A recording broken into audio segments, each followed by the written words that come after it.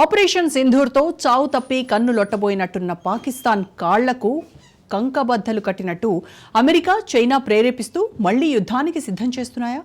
దేశ స్వాతంత్ర దినోత్సవం ఆగస్టు 15న, కాదంటే ప్రధాని మోడీ పుట్టినరోజు సెప్టెంబర్ 17న, లేదంటే అంతకు ముందో వెనకో మన శత్రువులు దొంగ దెబ్బ తీసేందుకు కుట్ర పన్నుతున్నారా? మన డిఫెన్స్ దెబ్బకు పాకిస్తానే కాదు, ప్రపంచమే అబ్బా అని మైండ్ బ్లాంక్ అయ్యేలా నివ్వెరపోయింది. పాకిస్తాన్ కుయుక్తిని మరింత ప్రేరేపించే డ్రాగన్ చైనా ఇప్పుడు భారత ఖండం చుట్టూ మనకు శత్రువులను పెంచే పనిలో పడిందా? పాకిస్తాన్ వైపు నుంచి మాత్రమే కాకుండా భారతావనిని చుట్టుముట్టి ఏకకాలంలో యుద్ధంలో మనల్ని ఓడించేందుకు కత్తి కట్టిందా? అగ్రరాజ్యాలు తమ ప్రయోజనాల కోసం ఎంతకైనా తెగిస్తాయి అనేది చరిత్ర చెప్పే సత్యం. అందరికీ పెద్దన్నలాగా అనిపించుకునే ఆరాటంలో ఉండే అమెరికా ఇప్పుడు పాకిస్తాన్ కోసం చైనాతో దోస్తీ కడుతోంది.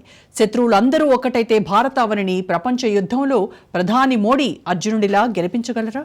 లేదంటే భారతంలో అభిమన్యుడిలా మిగిలిపోతామా? దేశంలో విభీషణులు ఉన్నంతకాలం మనం పీఓకేను స్వాధీనం చేసుకోలేమా?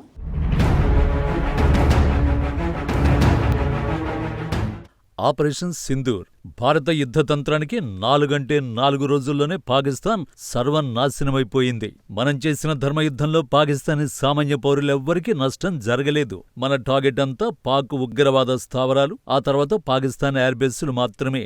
మన క్షిపణుల దాడిలో కకావికలమైన పాకిస్తాన్ తన ఎయిర్బేస్లో ఇతర సైనిక వసతులు పునర్నిర్మించుకునేందుకు సంవత్సరాల సమయం పడుతుందనేది నిజం.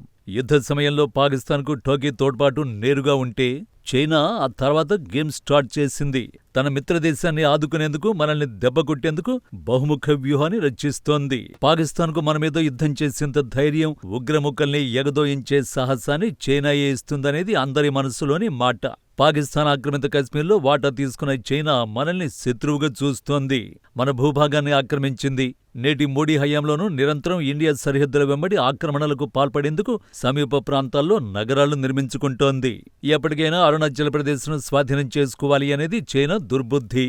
తాజాగా ఆపరేషన్ సింధూర్లో పాకిస్తాన్కు చైనా ఇచ్చిన వెపన్స్ తుస్సుమనడం కూడా బీజింగ్ భయానికి, ప్రతీకార జ్వాలలకు కారణం. తన మిత్రదేశాన్ని మనపై ఎగదోసేందుకు, మానసిక స్థైర్యాన్ని ఇచ్చేందుకు, పాకిస్తాన్లో ఉన్న తన ఆర్థిక నడవ సిపెక్ రూట్ను ప్రొటెక్ట్ చేసుకునేందుకు ఇస్లామాబాద్కు చైనా బాసటగా నిలుస్తోంది.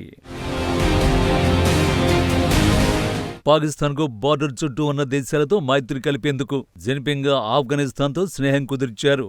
ఆఫ్ఘన్తో మనం మాటముచ్చట చేస్తుండగానే అప్రమత్తమైన బీజింగ్ ఇస్లామాబాద్, కాబూల్ మధ్య మైత్రి కుదర్చడంలో సక్సెస్ అయింది. ప్రపంచ దేశాలతో గుర్తింపు, అస్తిత్వ సమస్యను ఎదుర్కొంటున్న ఆఫ్ఘన్ తాలిబాన్ సర్కార్ని పాకిస్తాన్ గుర్తించి దోస్తీ చేయడం మనకు దీర్ఘకాలంలో పెనుముప్పు.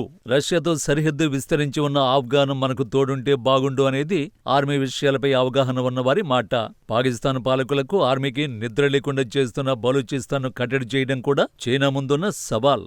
పాకిస్తాన్ స్ట్రాంగ్ గా ఉంటేనే CPEC, China Pakistan corridor, Gwadar port Beijing చెప్పు చేతుల్లో ఉంటుంది. లేదంటే ఎన్నాళ్లు పాక్పై చైనా పెట్టిన ఖర్చంతా బూడిదలు పోసిన పన్నీరవుతుంది. పాకిస్తాన్ను ఇంటర్నల్ గా ఇతర సరిహద్దు దేశాలతో ఎక్స్టర్నల్ గా బలోపేతం చేసి భారత్కు పక్కలో బల్లెంలా తయారు చేయడమే చైనా ప్లాన్. చైనా ఇటు బంగ్లాదేశ్తోనూ మైత్రి కొనసాగిస్తూ ఉండడం ఆందోళన కలిగించే విషయం. చికెన్ లెగ్ పై పట్టు సాధించి భవిష్యత్తులో ఈశాన్య రాష్ట్రాలను కబళించేందుకు చైనా చేస్తున్న ప్రయత్నాలకు బంగ్లా యూనస్ సర్కార్ ఇస్తున్న మద్దతు మనకు ప్రమాదకరం. బంగ్లాదేశ్ బహిష్కృత పదవీచ్యుత ప్రధానమంత్రి షేక్ హసీనాపై తిరుగుబాటు చేసి అధికారంలోకి వచ్చిన యూనస్ పదవిని కాపాడుకునేందుకు తిప్పలు పడుతూ చైనాకు దగ్గరయ్యే ప్రయత్నాలు చేస్తున్నారు. ఒకప్పుడు ఉమ్మడి పాకిస్తాన్గా ఉన్న నేటి పాకిస్తాన్, నేటి బంగ్లాదేశ్ రెండూ కొన్నాళ్లు కత్తులు నూరుకున్నవే.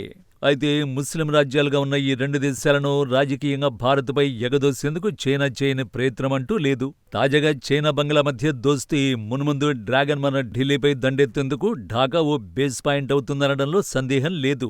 అరుణాచల్ ప్రదేశ్పై కన్నేసిన చైనా ఈశాన్య రాష్ట్రాలను సైతం కబళించేందుకు ఏకంగా ప్రపంచంలో అతిపెద్ద భారీ డ్యాం నిర్మించి జల సమాధి చేసేందుకు సిద్ధమవుతోంది. మోడీ సర్కారు ఇండియాను అఖండ భారత్ చేయాలనుకుంటే చైనా మన ఇండియాను ఖండఖండాలుగా విభజించేందుకు, కబళించేందుకు ప్రయత్నిస్తోంది. అప్పులిచ్చి శ్రీలంకను ఆర్థిక సంక్షోభంలోకి నెట్టిన చైనా తాను చెప్పినట్లు వినేలా కొలంబోను లొంగదీసుకుంది. బెల్ట్ అండ్ రోడ్ ఇనిషియేటివ్ BRIతో శ్రీలంక, చైనా మధ్య మైత్రి కొనసాగుతోంది. శ్రీలంకతో చైనా దోస్తీ హిందూ మహాసముద్రంపై పూర్తి ఆధిపత్యాన్ని కొనసాగిస్తుంది అనడం అతిశయోక్తి కాదు. ఆపరేషన్ సింధూర్ సమయంలోనూ చైనా సబ్మెరైన్లు మనపై నిఘా పెట్టి రహస్యాల్ని పాకిస్తాన్కు అప్పగించాయి. చైనా ఇచ్చిన భారీ అప్పులు తీర్చేందుకు పాకిస్తాన్ మాదిరి చెప్పినట్లు నడుచుకునేలా శ్రీలంక తయారైందనడంలో సందేహం లేదు. పాకిస్తాన్, శ్రీలంక దేశాలు పేరుకే సార్వభౌమాధికార దేశాలు, కానీ అంతర్జాతీయ రిలేషన్స్లో చైనా పీసులు అనేది డిఫెన్స్ నిపుణుల మాట. చైనా మన సరిహద్దు చుట్టూ ప్రత్యక్షంగా, పరోక్షంగా తిష్టవేసి దెబ్బకొట్టేందుకు విదేశాంగ విధానంలో డైనమిజం ప్రదర్శిస్తోంది. పాకిస్తాన్కు కోరుకున్నప్పుడు కోరుకున్నంత డబ్బు అప్పుగా ఇవ్వడం, ఇచ్చిన అప్పుతోనే తన ఆయుధాలు కొనుగోలు చేయించడం, పాక్లోని వనరుల్ని కొల్లగొట్టడం లక్ష్యంగా పనిచేస్తోంది. పాకిస్తాన్కు ఇండియాను బూచిగా చూపి ఇస్లామాబాద్ను వశపరుచుకుని శ్రీలంక మాదిరి నడ్డి విరగొట్టడమే చైనా ప్లాన్. అయితే ఈ విషయం అంతగా పట్టించుకుని పాకిస్తాన్ ఇండియాపై పైచేయి సాధించేందుకు, తాను సర్వనాశనం అయిపోయేందుకు తన ఖర్చును డిఫెన్స్పై పెడుతోంది. ఇప్పటికే పలుమార్లు ఇండియాపై యుద్ధం చేసి ఓటమిని చవిచూసిన పాకిస్తాన్ బుద్ధి మార్చుకోకుండా మరోసారి ఇండియాపై దండెత్తేందుకు అరువు అస్త్రశస్త్రాలు సిద్ధం చేసుకుంటోందనేది డిఫెన్స్ ఎక్స్పర్ట్స్, ఇంటర్నేషనల్ ఇష్యూస్ ని స్టడీ చేసేవారు వ్యక్తం చేస్తున్న అభిప్రాయం.